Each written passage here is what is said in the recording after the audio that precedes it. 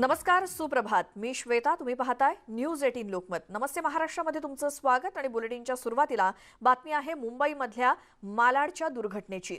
मालाडमध्ये मालवणीत एका 4 मजली इमारतीचा भाग कोसळलाय. शेजारच्या 2 मजली इमारतीवरती हा भाग कोसळल्याची माहिती मिळाली आहे. रात्री 11:30च्या सुमारास ही दुर्घटना घडली. न्यू कलेक्टर कंपाऊंड मधली ही इमारत. या दुर्घटनेमध्ये एकूण 11 जणांचा मृत्यू झालाय तर 6 जण गंभीर जखमी झालेत. यामध्ये 6 मुलांचा समावेश आहे. ही मुलं 10 वर्षांपेक्षा कमी वयाची आहेत, ज्यांचा या दुर्घटनेमध्ये मृत्यू झालाय. आतापर्यंत 15 जणांना बाहेर काढण्यात बचाव पथकाला यश आलंय. सध्या जखमी नागरिकांवर हॉस्पिटलमध्ये उपचार सुरू असल्याची माहिती सहाय्यक पोलीस उपायुक्त विशाल ठाकूर यांनी दिली. मुंबईतल्या मालाडच्या मालवणीमध्ये काल रात्री 11:30च्या सुमारास रहिवाशी इमारतीचा काही भाग कोसळला आणि हा भाग कोसळत असताना तो शेजारी असलेल्या 2 मजली इमारतीवरती कोसळला. या दुर्घटनेमध्ये आतापर्यंत 11 जणांचा मृत्यू झाल्याची बातमी आहे. या 11 जणांमध्ये 6 लहान मुलांचा समावेश आहे आणि काही जखमींवरती सध्या उपचार सुरू आहे. एक घर की वजह से 6 घर और गिरे, टोटल 7 घर गिरे इधर। आप चलिए, मेरा घर। ये हादसा हुआ तो आप लोग कहाँ थे उस वक्त? 11 बजे हम लोग रोड पे ही खड़े थे। हम लोग ये लाइव देखे, ऐसा लाइव देखे जैसा आप लोग तो न्यूज में कैसा दिखाते हो, वैसा लाइव देखे सर। ऐसा लग रहा है रियल ऐसा जगह पे गिरा। एक गिरने की वजह से 5-6 घर एक साथ में गिरा है। और उसमें जो रूम धनी का जो पहला घर गिरा ना 4 माले का था, उसमें कम से कम उसके पूरी फैमिली खत्म हो गई है। 5-6 बच्चे थे, उसकी वाइफ, उसका भाई सब ऑफ हो गए। और उसके घर उससे तो गिरने के बाद सामने दूध की दुकान थी, तो दूध का दुकान वाले को तो हम लोग निकाल लिए, सब लोग निकाल लिए। पर उसके यहाँ एक दूध ले रहा था, सरदार जी खड़ा था, उसका अभी तक कोई पता नहीं है। 11 बजे से करीब 10 मिनट पहले का हादसा है, जो मतलब लोगों तक पहुंचा और 11 बजे तक मालूम पड़ा लोगों को, और इसकी आवाज़ से ही मालूम पड़ गया था। जो घर के अंदर थे वो डर से बाहर आके, तो ऐसा माहौल था जैसे कोई आंधी तूफान में भी नहीं हुआ, ऐसी आवाज़ इसकी थी। ये 4 माले का घर था, जिनमें से नीचे वाले में 2 लोग रहते थे, और ये बीच वाले में करीब 4 लोग रहते थे, और ऊपर वाले में भी 3-4 लोग रहते थे। ये 4 इमारत जो सामने वाले पे गिरी है, तो वो भी 2-2 माले के 2 थे, तो उसमें भी 2-2 फैमिली थी, बच्चे भी थे। मैं जैसे ही घर पे गया, उसी के 10 मिनट जैसे सामान वामान रखा अपने घर पे, तो बाहर से 2 बच्चे लड़के, यंग करीब 20 या 22 साल का लड़का बाहर से चिल्ला रहा है, अरे भाई उतरो, अरे भाई उतरो करके। तो मैंने जैसे देखा, मैं सोचा मेरे बच्चे का दोस्त है, तो मैं बाहर निकला तो बोला भाई जल्दी सब लोग उतरो। तो हम लोग कैसे भी करके उतरने का डर हिल रहा था। उसके जैसे उतरने से पहले गिर चुका था सामने वाला माला, तो उसमें मेरे बाजू का गिरा, बाजू के सामने वाला 2 घर और गिरा, जिसमें एक दूध की डेयरी थी। जो ये 3-3, 4-4 माले के घर बन गए यहाँ पे, कलेक्टर कंपाउंड बोलते हैं इसको। 3 से 4-4 माले के यहाँ पे घर बने हुए। मैं कलेक्टर से यही विनती करूंगा कि आके जो भी आसपास के और भी घर है उनके ऊपर भी चेकिंग की जाए, क्योंकि सामने वाले जो घर है 4 माले का, वो भी काफ़ी हिल गया है। तो उसके लिए भी मैं प्रशासन से और ये कलेक्टर ऑफिसर से रिक्वेस्ट करूंगा कि उसकी भी जल्द से जल्द छानबीन करके उनके परिवार को निकाला जाए। वहाँ के जो भी लोग हैं आसपास के, उनको जल्द से जल्द यहाँ से हटाया जाए। मालवणीच्या गेट नंबर 8 इथे एक 3 मजली इमारत कोसळलेली आहे. त्याच्यामध्ये साधारणतः आतापर्यंत आम्ही 15 लोकांना रेस्क्यू केलेलं आहे. सगळं इथे या ठिकाणी सगळे डिपार्टमेंटचे लोक आहेत. सगळ्यांनी मिळून आता साधारणतः एक 15 लोकांना रेस्क्यू केलेलं आहे. त्यामध्ये महिला, बालक, पुरुष या सगळ्यांचा समावेश आहे. 3 मजली घर आणि त्याच्या समोर असलेलं एक घर, असे 2 घरांचं नुकसान झाल्याची माहिती मिळालेली आहे प्राथमिकदृष्ट्या. अजून पुढचा आम्ही तपास करीत आहोत आणि त्याचबरोबर आता हॉस्पिटलमध्ये आम्ही सगळ्या जखमींना पाठवलेलं आहे. तर मालाडमधल्या या दुर्घटनेसंदर्भातले माहिती किंवा अपडेट्स घेऊयात. आमच्या प्रतिनिधी सुस्मिता भदाणे आपल्यासोबत आहेत. सुस्मिता, आतापर्यंत काय अपडेट्स आहेत? मी सध्या या घटनास्थळी पोहोचलेले आहे आणि आपण जर इथे बघाल तर बचाव कार्य सुरू आहे. साधारणपणे 11 लोक या दुर्घटनेमध्ये मृत्युमुखी पडल्याचा आकडेवारी जी आहे ती समोर आलेली आहे. काल रात्री 11:30च्या सुमारास ही घटना घडली आणि खरं तर आता आपण बघतोय की मलबा हटवण्याचं काम जे आहे ते सुरू आहे. यामध्ये काही लहान मुलांचा समावेश असल्याची सुद्धा शक्यता वर्तवण्यात आलेली होती। पोलीस असतील, अग्निशमन दलाचे जवान असतील, हे इथे पोहोचलेले आहेत। सोबतच आपण जर बघितलं तर जेव्हा कालपासून पावसाचा जोर होता तेव्हा ही घटना घडली, तर काही जे इथले रहिवासी आहेत ते आपल्या सोबत आहेत, आपण त्यांच्याशी बोलूयात। कब हुआ ये हादसा और किस तरीके से ये पूरा बिल्डिंग जो था वो गिरा? मैं 10 बजे मैं चला गया, मतलब जो है ना दूध लेने के लिए। 10 बजे मतलब गया, मैं लौट के आया इधर, तो मैं इधर ही था तो गिर गया। मैं ऊपर गया नहीं, उससे पहले गिर गया। सब उसमें हमारे फैमिली 12 लोग परिवार था, 9 लोग का मतलब इंतकाल हुआ। कितने लोग टोटल इस बिल्डिंग में रहते थे? इस बिल्डिंग में 12 और उधर रखा के 12। कितने माले की बिल्डिंग थी? 3 माले का था। और मतलब जो है ना जो क्या है, अभी देखो 12 लोग हम तो उसे मिला के, और 4 फैजान नहीं रहता, 3 जने वो रहते थे, तो 12 3 15 हुआ। और अक्का के 2 जने रहते थे, बाकी वो कभी कभी रिश्तेदार आ जाते थे हैं। तो ये इसमें जो है ना 12 और 3 15 और 2 17 लोग, 17 जने रहते थे, 17 जने। बहुत दुखद घटनाएं थी, छोटे बच्चे भी इसमें मिले हैं। हाँ 17 लोग थे, जिसमें से 12 लोग का परिवार मेरा ही था। 12 बंद इनका खाया लड़का है। किस तरीके से हादसा हुआ था? जब हादसा हुआ तो मैं यहाँ पे नहीं था, मैं दवाखाने में था काम पे, तो मुझे फ़ोन करके बुलाया गया कि हादसा हो गया। मदद जो है या फिर बचाव कार्य है वो कब से शुरू है? लगभग 11:30 बजे ये इंसिडेंट हुआ था, जो अभी 11:15 बजे बचाव कार्य शुरू है। बीएमसी भी और फायर ब्रिगेड भी फटाफट आ गई थी, पुलिस ने भी कोऑपरेट किया है, और महानगर पालिका के भी, और यहाँ के जो केंद्रीय मंत्री असलम शेख जी वो भी जस्ट ताबड़तोड़ आ गए थे। तो हम लोग फिर हॉस्पिटल चले गए थे, वेरीफाई किए, जिसमें 11 लोग की वहाँ पे डेथ हो चुकी थी और 7 लोग इंजर्ड है। 7 लोग इंजर्ड में एक आईसीयू में है, एक लेडीज़ जिसका नाम जॉन कुमार करके उसके हस्बैंड का नाम, वो आईसीयू में, बाकी 7 लोग उस हॉस्पिटल में।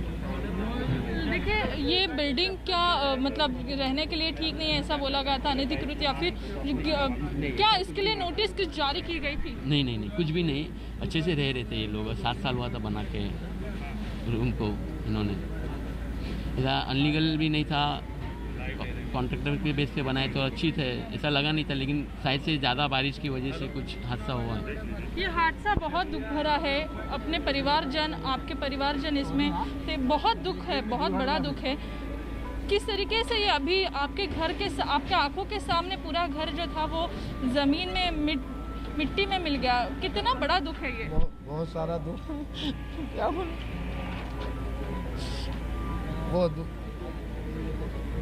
बहुत सारा दुख है। अभी देखो मेरे सामने सब देखा, सबको चेक कराए, देखे किसके मतलब कैसे सब, मतलब वो दिमाग नहीं काम कर रहा है,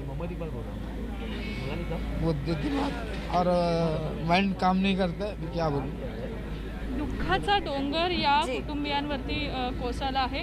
तुम्ही ही घटना घडली तेव्हा कुठे होतात आणि अनेकांचे परिवारजन याच्यामध्ये होते, आता उपचार सुरू आहेत, काय नेमकी स्थिती आहे? ये जो बिल्डिंग गिरी है मेरे सामने ही गिरी, उस टाइम पे मैं खाना लाने जा रहा था, 11:10 की बात है। ये मैं थोड़ा आगे पहुंचा ना तो ऊपर देखा तो मतलब आवाज़ आ रही थी गिरने की, तो मैं सीधा भागा पीछे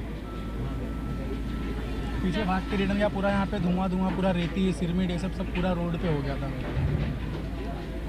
ही घटना इतकी डोळ्यासमोर आपण ज्या दगड मातीने आणि मनातल्या अनेक इच्छांनी भरलेलं जे घर असतं ते कोसळताना बघणं हे दुःख खरंच खूप मोठं असतं श्वेता।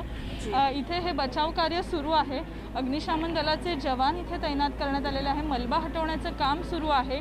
पावसाची संततधार अजूनसुद्धा मुंबईमध्ये आपल्याला पाहायला मिळते आणि मुंबईमध्ये अशा धोकादायक ठिकाणी राहणं शिवाय लोकांना पर्याय नाही आहे, कारण आपल्याला माहिती आहे की अशा ठिकाणी मुंबईसारख्या ठिकाणी राहणं एकतर खूप महाग आहे आणि अशा परिस्थितीमध्ये आप्तस्वकीयांना गमावण्याचं दुःख यांनी बघितलेलं आहे। काही लहान मुलं याच्यात आहेत। साधारणपणे 17 लोकांना रेस्क्यू करण्यात आलेलं होतं। 11 जणांचा यात दुर्दैवी मृत्यू झाल्याचं आपल्याला कळत आहे। सकाळी सकाळी ही अतिशय वाईट बातमी आपण म्हणूया मुंबईकरांना ऐकायला मिळालेली आहे। एकूणच पावसाळ्याच्या काळामध्ये इमारत कोसळणं, त्यात लोकांचं मृत्युमुखी पडणं, या सगळ्या घटना होतच असतात। सध्याच्या या बचाव कार्यामध्ये सुद्धा त्याच्यामुळे थोडाफार प्रमाणात का होईना अडथळे येतात, परंतु काल रात्री 11:30च्या दरम्यान ही घटना घडलेली होती। त्याच्यानंतर बऱ्यापैकी लोकांना बाहेर काढण्यामध्ये आणि BDVA या हॉस्पिटलमध्ये लोकांना भरती करण्यामध्ये यश आलेलं आहे। तिथे सुस्मिता, असं कोणी आहे का की ज्यांचा पत्ता अजून लागलेला नाहीये, बेपत्ता आहे, ते या ढिगाऱ्याखाली अडकले असण्याची शक्यता आहे? खरं तर ढिगारा हटवण्याचं, मलबा हटवण्याचं काम अजून सुद्धा सुरू आहे।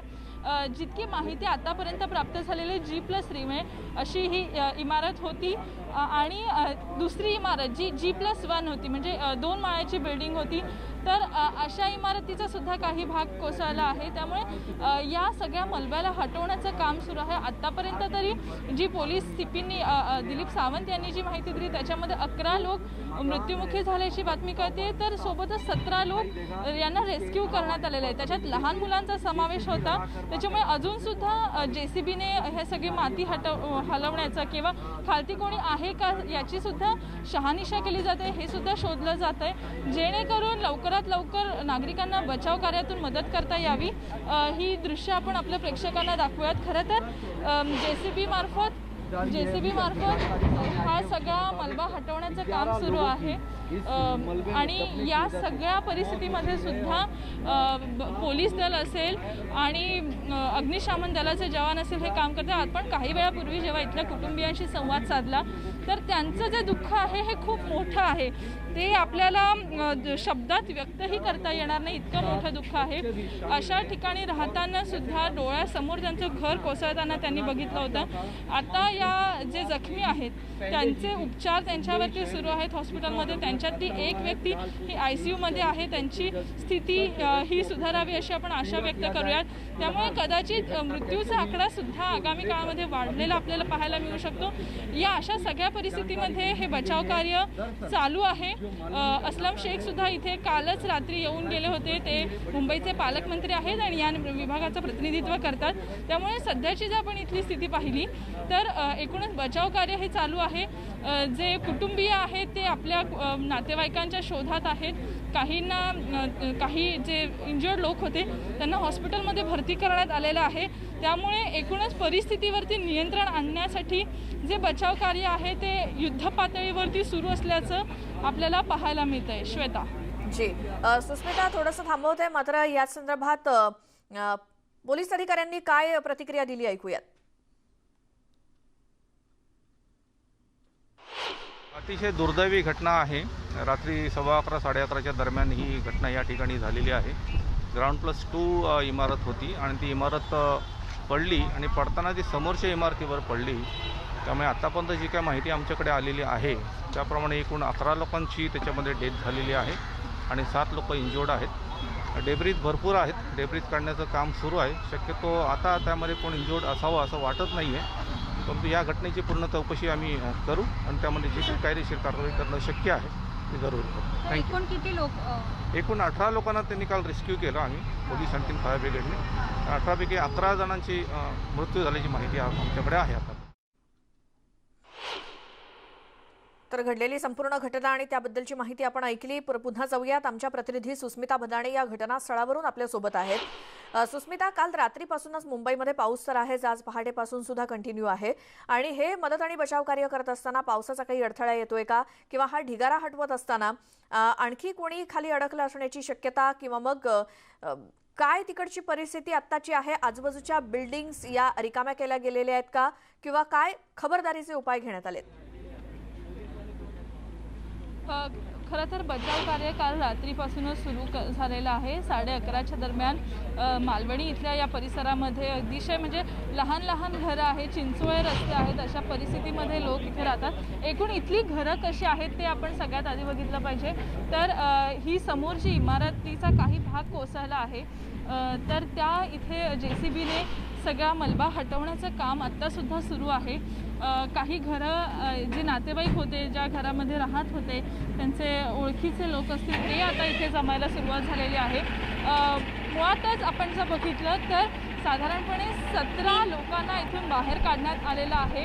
हा परिसर तसं बघायला गेलं तर फार चिंचोळी ही वाट आहे, लहान लहान घरं आहेत आणि मालवणी परिसरातली ही घटना आहे. आता मलबा हटवण्याचं काम सुरू आहे आणि त्याच काळामध्ये पोलिसांनी सुद्धा सांगितलं आहे की साधारणपणे सुरुवातीला जो डेथ टोल होता तो 9चा होता. आता त्यामध्ये वाढ झालेली आहे. 11 लोकांचा या दुर्दैवी अंत झाल्याचं पाहायला मिळतं. आपण बघतोय की या दुर्घटनेमध्ये अनेकांची घरं नजरेसमोर उद्ध्वस्त झालेली आहेत.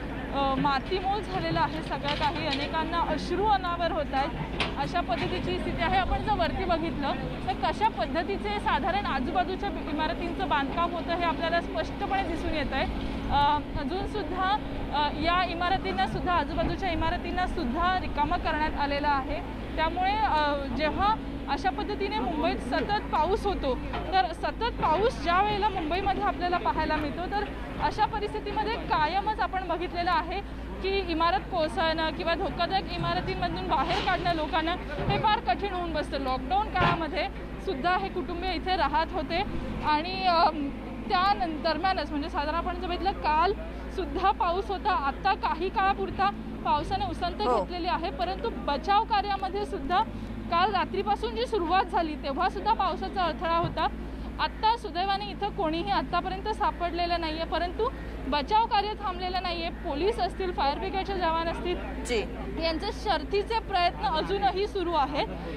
आपण थेट दृश्य आपल्या प्रेक्षकांना दाखवूयात कशा पद्धतीने मलबा हटवण्याचं काम केलं जातं. अब्दुल हमीद रोड, मालवणी, मालाड या परिसरामधली ही इमारत आहे आणि लहान मुलांचा सुद्धा यात समावेश असल्याचं म्हटलं गेलं होतं. लहान मुलं सुद्धा या मलब्याखाली सापडली होती, परंतु त्यांना शर्थीचे प्रयत्न करत बाहेर हटवण्यात आलेलं होतं. अनेकांचे संसार उद्ध्वस्त झालेले आम्ही बघितलेत असं अनेकांनी सांगितलं. अनेकांना अश्रू अनावर झालेत. कुटुंबीय हॉस्पिटलमध्ये भरती आहेत. बरोबर सुस्मिता, मात्र या रहिवाशांनी जे सांगितलं की ही इमारत बेकायदेशीर सुद्धा नव्हती, धोकादायक सुद्धा नव्हती, कुठली नोटीस सुद्धा नव्हती आलेली, मग नेमकं कारण का ही बिल्डिंग कोसळण्याचं? फक्त मुसळधार पाऊस हेच कारण होतं का? आपण हे बघा, यामध्ये 2-3 महत्त्वाचे मुद्दे आहेत. एकतर मुंबईमध्ये अशा पद्धतीने बांधकाम ज्या ठिकाणी असतं, आता आपण साधं उदाहरण घेऊया.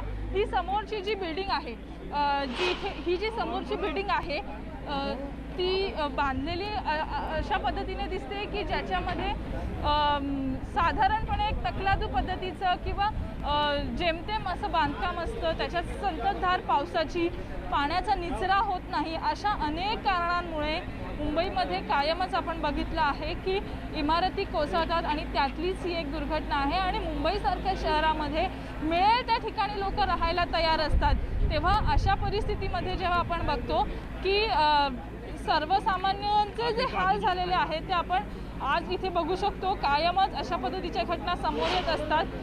इमारत धोकादायक नव्हती, परंतु सततचा पाऊस, एकूणच लोकांच्या असलेली भीती, या सगळ्यामुळे ही इमारत कोसळली आहे. लोकांच्या मनामध्ये अजून सुद्धा भीती आहे. आजूबाजूची जी घरं होती त्या घरांमधले लोक सुद्धा इथून बाहेर निघालेले आहेत आणि सुरक्षित स्थळी ते पोहोचलेले आहेत. त्याच्यामुळे एकूण जर आपण सध्याचं चित्र बघितलं तर बचाव कार्य सुरू आहे आणि 11 जणांचा मृत्यू झाला. ही खरं तर मुंबईसाठी अतिशय वाईट बातमी सकाळच्या वेळेमध्ये आपल्याला मिळालेली आहे. सुस्मिता, थोडंसं थांबवते, मात्र महानगरपालिकेच्या प्रशासनाच्या दुर्लक्षामुळेच अशा प्रकारच्या दुर्घटना वारंवार मुंबईमध्ये घडत असतात, असा आरोप थेट मनसेचे नेते संदीप देशपांडे यांनी केलाय.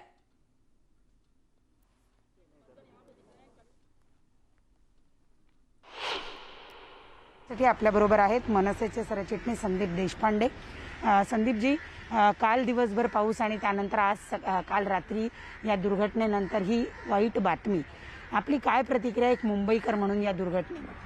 अतिशय दुःखद अशी घटना आहे आणि त्याच्यात लहान मुलांचं जाणं हे तर मला असं वाटतं सर्वात वाईट गोष्ट आहे. पण असं नेमकं वारंवार का घडतं?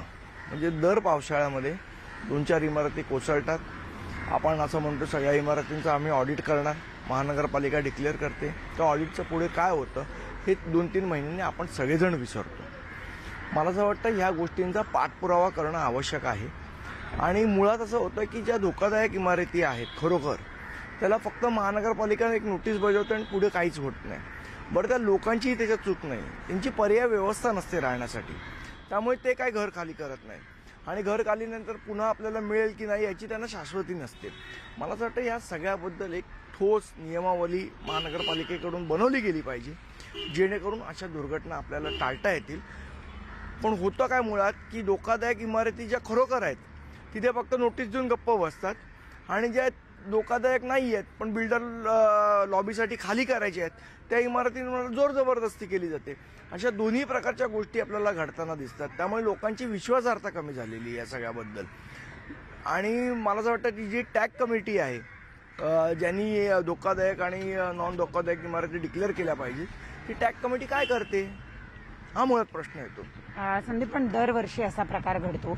म्हाडा असेल किंवा मुंबई महानगरपालिका असेल, नागरिकांना पर्यायी व्यवस्था देऊ शकत नाही, त्यामुळे हे प्रकार दरवर्षी वारंवार घडताना दिसतात. मुळात आता पॅन्डेमिकच्या निमित्तानं आपल्याला हे लक्षात आलं की मुंबई महापालिका असेल, SRA असेल किंवा या बाकीच्या यंत्रणा असेल, यांच्याकडे अशा अनेक इमारती आहेत ज्या इमारतींमध्ये या लोकांना पर्यायी व्यवस्था दिली जाऊ शकते. पण मग परवाच सन्माननीय मुख्यमंत्र्यांनी याच्याबाबत सुतोवाच केलेलं की ज्या धोकादायक इमारती त्या रिकाम्या करून घ्या. मुख्यमंत्र्यांचं पण जर पालिका प्रशासन ऐकणार नसेल तर मग नेमकं कोणाचं ऐकणार हा महत्त्वाचा प्रश्न आहे. आणि ह्या ज्या सगळ्या यंत्रणा आहेत, SRA असेल, म्हाडा असेल, महापालिका असेल, यांनी एकत्र मिळून काम केलं पाहिजे या गोष्टीवर.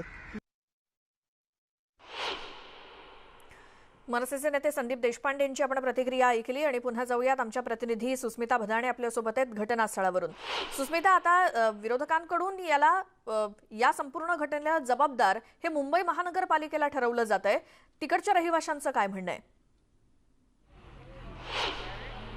खरं तर आपण काही वेळापूर्वीच्या रहिवाशांशी संवाद साधला तर त्यांचं असंच म्हणणं आहे की पावसामुळे ही इमारत कोसळली आहे. आपल्याला माहिती आहे की नेहमीच आरोप प्रत्यारोपांचं राजकारण हे होत असतं आणि अशाच पद्धतीची प्रतिक्रिया कायम येत असते. खरं तर मुंबईमध्ये अशा धोकादायक इमारती अनेक आहेत की जिथे जीव मुठीत घेऊन लोक राहत असतात आणि त्यापैकीच ही एक लहानशी वसाहत होती, लहानशी वस्ती होती जिथे आतासुद्धा अशा पद्धतीने लोकांचे संसार उद्ध्वस्त झालेले आहेत. साधारणपणे आपण जर बघितलं तर पावसाची संततधार असल्यामुळे ही इमारत कोसळली जात असल्याचं पाहायला मिळत आहे. पालिकेकडनं ही इमारत धोकादायक होती की नाही याबाबत अजून तरी स्पष्टता आलेली नाही आहे, तसं त्यांनी काही स्पष्टपणे म्हटलेलं नाही आहे. परंतु इथल्या नागरिकांनी ज्या पद्धतीची माहिती दिलेली आहे त्या पद्धतीने त्यांनी सांगितलं आहे की अजून तरी आम्हाला अशा कोणत्याही पद्धतीची दावा किंवा आम्हाला अशा कोणत्याही पद्धतीची नोटीस मिळाली नव्हती की ज्यामध्ये ही इमारत किंवा ही राहण्यास योग्य जागा नाही अशा पद्धतीचं काही सांगण्यात येईल. तर साधारणपणे JCBने अजूनसुद्धा हे काम सुरू आहे. या परिसरातल्या इतर काही इमारती जर आपण बघितल्या, ही एक दुसरी इमारत आहे जी साधारण 1+2 अशा ग्राउंड+2 अशा पद्धतीची आहे. तर याचं बांधकाम साधारणपणे आपल्याला कळून चुकतं आहे की कशा पद्धतीचं आहे. इथे अगदी सामान्य किंवा अतिशय गरीब वस्ती आपण म्हणू शकतो, गरीब गटात लोक राहत असतात. हातावरती पोट असणाऱ्या लोकांची घरं आहेत आणि मुंबईसारख्या ठिकाणी एकूणच घर मिळणं ही सुद्धा खूप मोठी गोष्ट असते. त्याच्यामुळे मिळेल त्या ठिकाणी लोक राहत असतात, जीव मुठीत घेऊन राहत असतात आणि अशा वेळेला जेव्हा अशा पद्धतीच्या दुर्घटना घडतात तेव्हा आरोप प्रत्यारोपांचं राजकारण हे कायमच आपण बघितलेलं आहे. आणि आत्तासुद्धा तशाच पद्धतीचं आपल्याला एकीकडनं जो मतप्रवाह आहे तो होत असल्याचा पाहायला मिळतोय. परंतु सगळ्यात महत्त्वाचा मुद्दा म्हणजे इथे आपण जर बघूया तर पालिकेचे कर्मचारी जे आहेत ते सुद्धा तैनात करण्यात आलेले आहेत. फायर ब्रिगेडचे कर्मचारी इथे पोहोचलेले आहेत. दुसरा महत्त्वाचा मुद्दा म्हणजे जे रेल्वे जे पोलीस दल होतं, माफ करा, पोलीस दल होतं, त्या पोलीस दलाने सुद्धा या संपूर्ण परिस्थितीमध्ये लोकांना हटवण्यासाठी काम केलेलं आहे. त्यामुळे नागरिकांमध्ये रोष निर्माण होऊ नये किंवा बरोबर. जेव्हा आपले सुस्मिता, आणि या दुर्घटनेमध्ये जे मृत्युमुखी पडले जागेवरच त्यांचे मृतदेह किंवा मग जे जखमी आहेत त्यांना सध्या कोणत्या हॉस्पिटलमध्ये नेण्यात आलंय? इथे नजीकच BDBA हॉस्पिटल आहे. त्या हॉस्पिटलमध्ये या नागरिकांना हलवण्यात आलेलं होतं. काल रात्री सुरुवातीला साधारणपणे 9 मृतदेह समोर आलेले होते. त्यानंतर जर आपण बघितलं तर जे मृतदेह होते त्यांची, म्हणजे जे मृत व्यक्ती होते त्यांची संख्या वाढली आणि सध्या ही संख्या 11 वरती जाऊन पोहोचलेली आहे. सुरुवातीला 17 लोकांना इथून रेस्क्यू करण्यात आलेलं होतं. मलबा हटवण्याचं काम अजूनसुद्धा सुरू आहे. त्यामुळे, आणि दुसरा महत्त्वाचा मुद्दा म्हणजे हॉस्पिटलमध्ये अजूनसुद्धा काही लोक हे भरती केलेले आहेत. त्याच्यामुळे अशा व्यक्तींना अतिदक्षता विभागामध्ये ICUमध्ये सुद्धा हलवण्यात आलेला आहे. सगळ्यात महत्त्वाचा मुद्दा म्हणजे अजूनसुद्धा मृत्यूचा आकडा हा वाढू शकतो. साधारणपणे आपण जर बघितलं तर अजून रेस्क्यू ऑपरेशन हे संपूर्णपणे संपलेलं नाही, परंतु जी अधिकृत माहिती समोर आलेली आहे त्यानुसार BDBA हॉस्पिटलमध्ये अजून सुद्धा साधारणपणे 8 जे जखमी व्यक्ती आहेत त्यांच्यावरती उपचार सुरू आहेत आणि साधारणपणे लहान मुलांचा सुद्धा यात समावेश आहे, कारण रहिवासी परिसर आहे. त्यांच्याकडनं हे काम होतं आहे. पालिकेचे कर्मचारी असतील, फायर ब्रिगेडचे कर्मचारी असतील, यांच्याकडनं अजून सुद्धा बचाव कार्य सुरू आहे. मालवणी इथल्या कलेक्टर ऑफिसच्या जवळचाच हा परिसर आहे आणि इथे आपण जर इथे मागे बघितलं तर कशा पद्धतीची ही एकूण वस्ती आहे ते आपल्याला थेटपणे समजू शकतं. आणि अजूनसुद्धा आपण जर बघितलं तर जे कुटुंबीय आहेत त्यांना आपल्या नातेवाईकांचा शोध सुरू आहे किंवा त्यांची प्रकृती कशी आहे. ज्यांनी आपले आप्तस्वकीय गमावले आहेत त्यांचं दुःख तर फार मोठं आहे. श्वेता, बरोबर. सुस्मिता, सगळे अपडेट आपल्याला यातले घ्यायचे आहेतच. तुर्तास धन्यवाद तुम्ही दिलेल्या या सविस्तर माहितीसाठी. मात्र इकडचे